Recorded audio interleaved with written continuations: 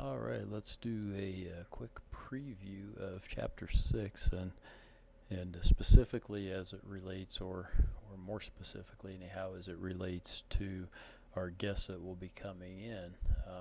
The whole chapter is about planning and organizing and managing. Our guests are coming from the Small Business Development Center here in Havre, which is called Bear Paw Development Corporation, I believe it is. And they kind of specialize really in helping people create business plans, folks that want to go into their own business. Um, and they've had a number of successes here locally. I'm sure they'll tell us about some of them. So, again, we'll kind of quickly go through this, and I'll try to focus on the ones that are going to more pertain to our guests, right? Why planning so important? Good questions there. I mean, there's a great general question. Why is planning so important? Um, you know, what about strategic versus operational planning? Do we know what that is? And then financial planning too. Some of this gets a little bit confusing in here, and I think our guests will focus on, or if you take entrepreneurship, and maybe some of you already have, you know that we kind of break, business plans down to, describing the business, talking about the management organization, talking about the marketing, talking about the finances, okay, and rolling that all together. Don't know if I forgot anything in there, into a business plan. Set objectives, determining actions to achieve those objectives.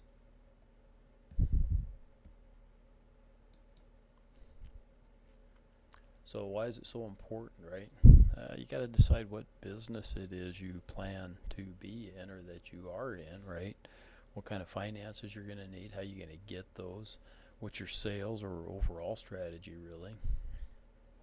Where can I find the personnel? And as we've seen with some of our guests, that is perhaps one of the most pressing demands that they face right now is finding adequate help. And how much profit can you expect, or do you expect, right? And planning is a part of the overall, right? Planning, organizing, etc. Planning is what we're focusing on here. So what a good plan can do, you may need investors, be that equity investors, Uncle Pete, that might want to invest a little bit of money in your business, or it could also be lenders, okay, people that would lend you money expecting to be paid back with interest. It can guide the owners and managers, right? It can help you make decisions, and boy, I truly believe in that without a plan, without writing it down, you're kind of going by just by hunches and intuition. I've seen businesses be very successful, using hunches, intuition, and those types of things, managing by the seat of their pants. But more of the time I've seen businesses that tried to do that and failed. Okay, and so I think it's really important to kind of have a set of something you've written down to give you guidance. That doesn't mean it doesn't change. Businesses obviously change. The demands of the consumer obviously change, and that can become very important. Give direction to and motivate employees. Sure, tell them what you're up to, what your goals are, right? And attract customers, etc. Right? That includes a lot of things. So, why they neglect planning? A lot of them are just too lazy. I don't know if that's not even listed here. Maybe it'll be in the next page now. But a lot of them are just too lazy, or they feel that they have a good enough sense to get into the business without having a plan. That said, and I've indicated this many a time. I do know people literally that started mowing lawns while they were going to college and grew that into a landscaping business. Okay, I've known people that started cleaning a house or two and grew that into a house cleaning business. Okay, with employees, in both cases. Okay, and so there are circumstances where maybe planning doesn't occur at the onset or before, but planning could still occur and maybe should still occur as you move forward, and sometimes has to. If you're taking a leap, from being somebody that's cleaning a few houses to all of a sudden you're going to go into professional cleaning and hire some employees, etc. it might be a good idea to sit down and make some plans for that. Yeah, you guys can kind of read through that. Strategic planning, I believe, and this is a little bit of me, but it's not so much me as I've taken it from. I listened to Michael Porter and have read Michael Porter a lot, and he's kind of considered a strategic guru. Teaches at Harvard. I know I don't like Harvard either, but he teaches there. But he talks a lot about strategy and really says that there's really only two types of strategy. You can either differentiate or you can be a low-cost provider. Sometimes they'll break out that and they'll say you could be a niche provider as well, where you're providing a particular good or service, that's different, from what's on the market, at least in your area. Can you develop that strategic plan, right? Do you have the experience? Okay. It was interesting listening to Kevin talk about how, he didn't feel like he was the guy that wanted to manage more than one location. Okay. Do you have the leadership skills? Can you take it, that next step? Kevin was the quintessential small business person, right? They bought this business. It's been a great way for him to support his family, raise his family, do those types of things, earn some money probably for he and his wife eventually to retire on, etc., etc.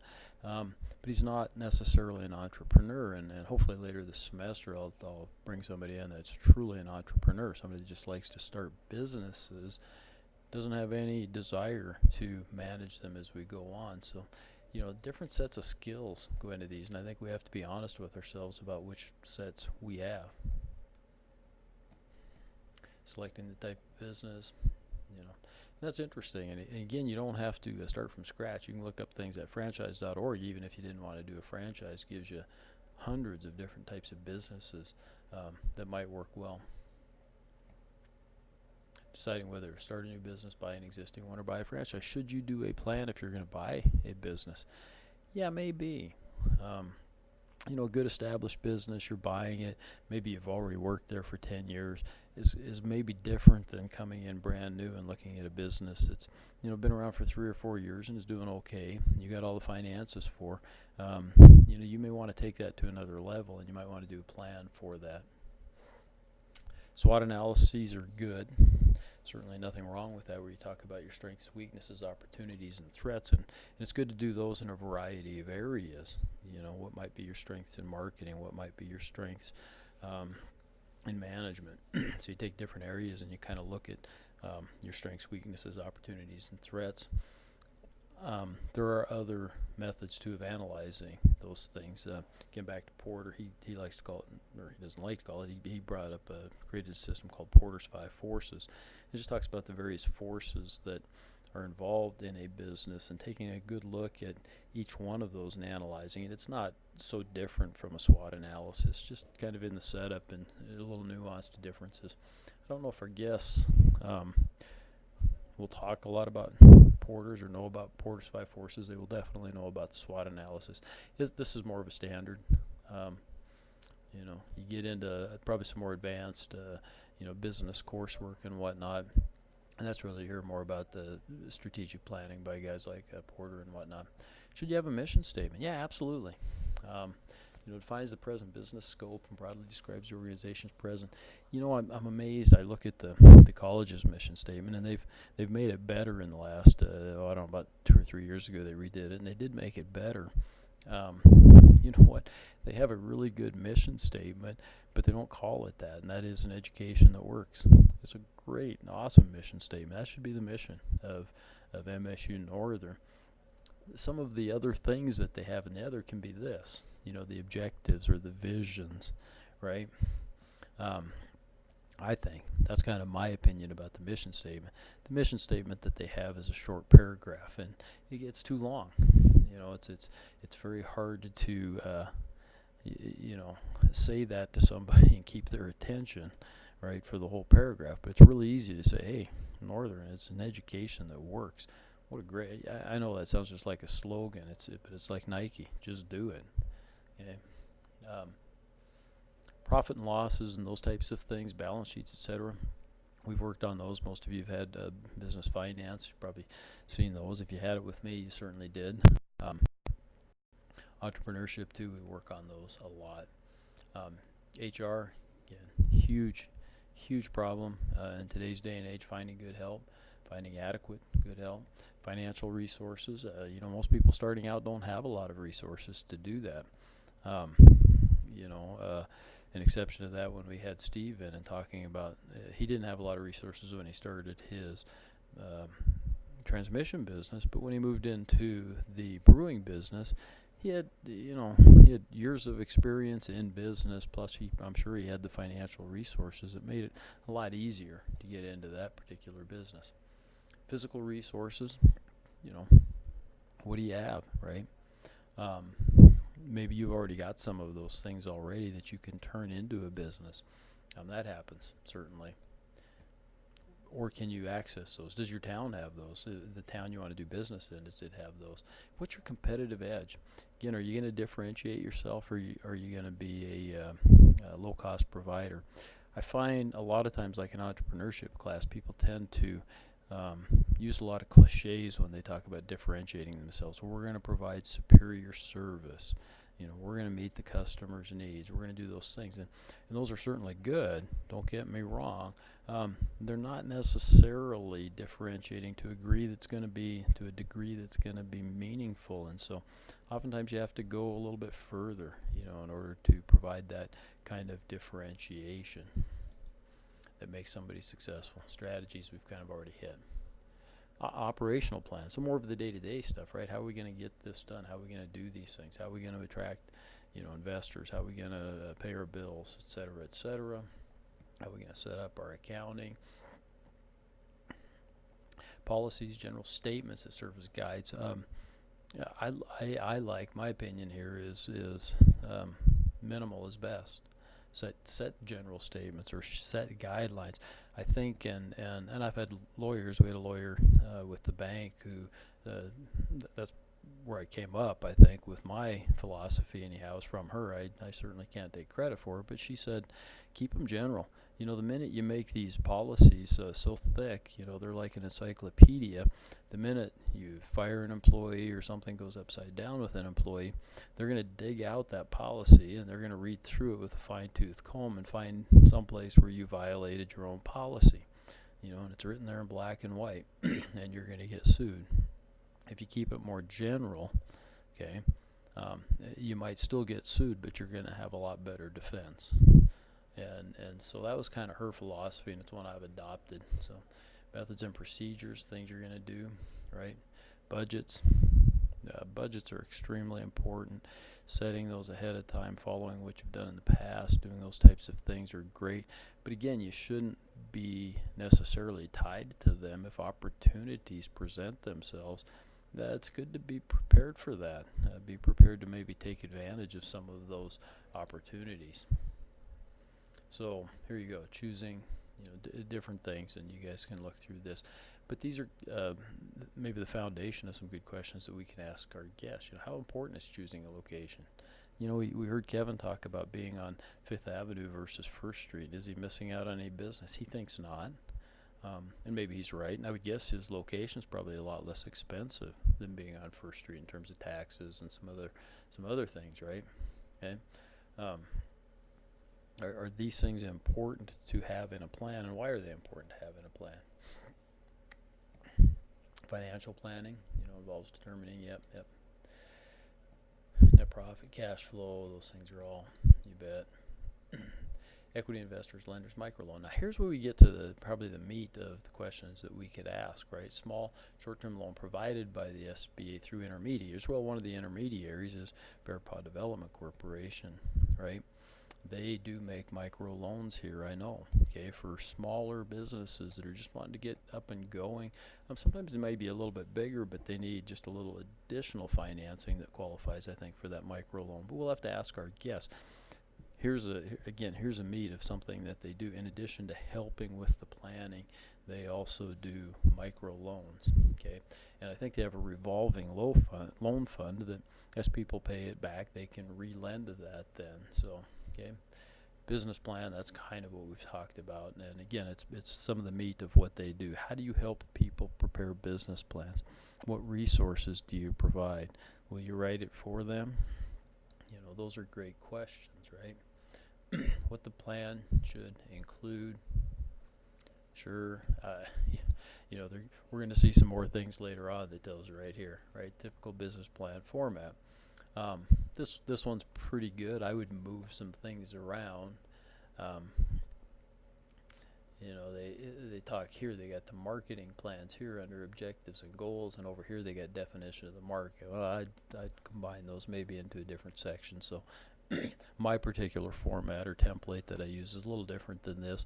I like to use the one I believe that's been provided by the small score, which is actually kind of a part of the SBA. But we could ask our guests if they have a particular template. I wouldn't be surprised that they might provide that template for us. Executive summaries. This is a one-page profit and loss. Maybe that's included in that. But typically, an executive summary is a 2-page. That's your best selling point, right? Your best selling points of your plan. If you're looking for investors, either lenders or equity investors to come into this, you got 2 pages to really explain it. If you can't do it in 2 pages, you probably aren't going to get it done. Your business plan is much longer. It may be 50 pages to 100 pages. Good question to ask our guests. What's the average length of a business plan? Okay. But the executive summary, when I was in banking, I can tell you honestly, I read the executive summary. If it appealed to me, then I would turn to the finances and start looking through those. If the executive summary had no appeal to me, if it made 0 sense, I just quit right there. Okay. And then I took it in steps from there. For me, it was the executive summary, then to the finances, sometimes then on to marketing and whatnot. So, writing the plan, good ideas here. I think those are things that our guests will tell us too. What if you present the plan, person to investors? And I had folks do this at the bank too. They'd have professionals actually write up the plan, and then they'd bring it in and they'd show it to me, and it'd look really good. It'd be very, oftentimes very well done and look good, and the writing was fine, and it'd be professionally printed and different things like that. And I'd start asking the person about it, and they didn't have the foggiest idea what was in it. And you'd ask them a question, and they'd say, "Well, isn't it there in the plan?" And that's not what you want to hear as a lender, right? And again, these might be good questions to ask our guests. Is it important to understand what's in the plan? Doesn't mean you can't get assistance, maybe even professional assistance in writing it, but it's really important to be involved in the writing of that so that you understand what's in it. I probably went way longer than I meant to on this, so not too bad, 18 minutes. So again, our guests are with the Bear Paw Development. They do a couple of things. One, they really help people write up and prepare business plans.